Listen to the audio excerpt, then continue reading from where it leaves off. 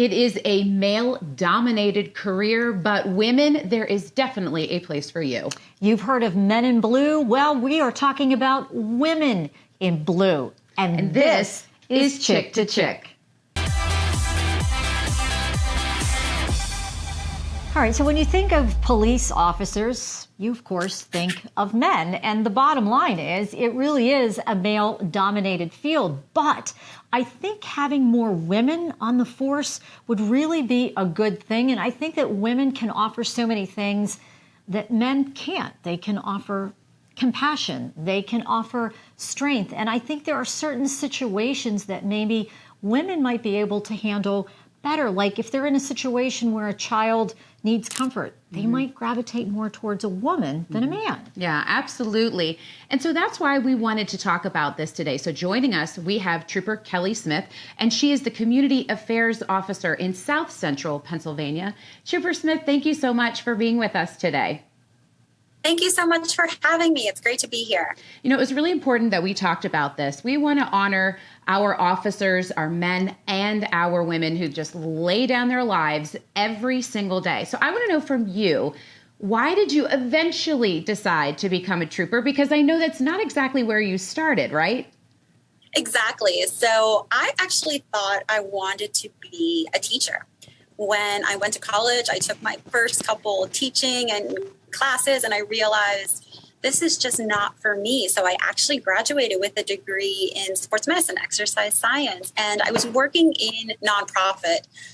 Through college, I worked in a lot of gyms and I was teaching a lot of group exercise and personal training, but I always loved the YMCAs and the JCCs the most because I realized it was more than just bicep curls and squats. I was part of something bigger. The members that belonged there, for many, that was the highlight of their day, coming to see their friends. And I really learned that that's where my heart lied. I had a true heart of service. I was working for a nonprofit organization and I had a member that would tell me, you should be a trooper. And at first I told him, no, get out of here. I teach your spin class. I'm not a police officer. But once I actually had a conversation with him, you know, there's a big difference between hearing and actually listening. Once I learned what it meant to be a police officer, and once I learned what the Pennsylvania State Police did, I realized that I can help my community on a much larger scale rather than just at the nonprofit organization I was working at. So I signed up, and it's been the best decision of my life. I'm not naive in thinking that I can change the world, but with the position that I'm at and working for the state police, I can maybe make my little corner of the world a little bit better. So how long have you been on the force, and how are you able to make a difference in the community in your position? Yes, so I've been with the state police since August of 2013. And I currently work in the Office of Community Engagement. So my work focuses on bridging the gap between law enforcement and underserved and minority communities. So having the tough dialogue, having conversations, and helping to improve those relationships. And I see it every single day, that having a conversation and really listening truly helps to break down those barriers. Because we, just like everybody else, we live in our community and we want to see our communities thrive and succeed and do well. Yeah, and we talked in the beginning of the podcast about having compassion. It's not that male troopers or officers don't have that, but maybe you can speak to where women being on the force really does serve an immense purpose when it comes to sex trafficking, abuse relationships, those types of things, where and having children in the middle of all of that, whereby a woman walking in the door might be better greeted by the person who's in strife. Can you talk to us about that? Absolutely. So being a female in cases such as domestic violence incidents or sex trafficking or child abuse cases can be such an asset. For example, I had a case early in my career.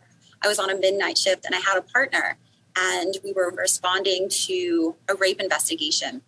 And my partner, who was male, once we arrived on scene, the victim, she did not want to speak to the partner because the person that just committed the most horrific crime against her was male. So I developed that rapport with the victim. I rode in the ambulance with her until we got to the hospital. And my partner was there to help her. But just because he was male, she felt that she could not have that close personal relationship or develop or disclose all of those details of what just happened to him. So being a female in those types of cases is such an asset. So we need females on this job to help victims, to be an advocate for them, and to help be their voice and tell their stories and get justice for them. So you provided a safe space for her. And now you talked about we do need more women. And let's be honest here, this is a tough time for police officers across the board. Yeah. It is a very dangerous field.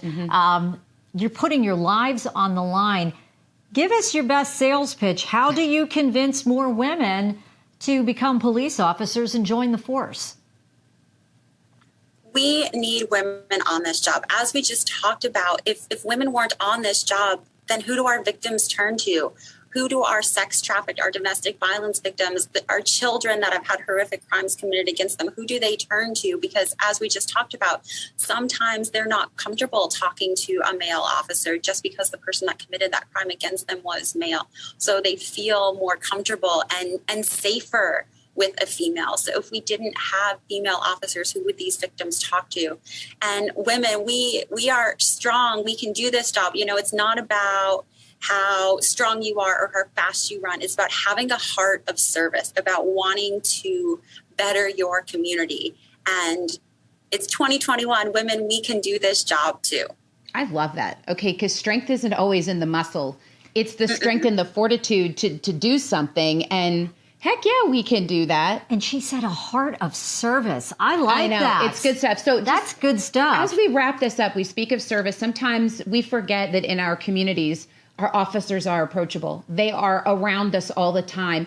And maybe, just maybe, that's a way that women can start looking at the officers in a different way. So just briefly, what are some things that are going on that maybe would be a good idea for women to go and see how much officers like yourself are embedded in the community?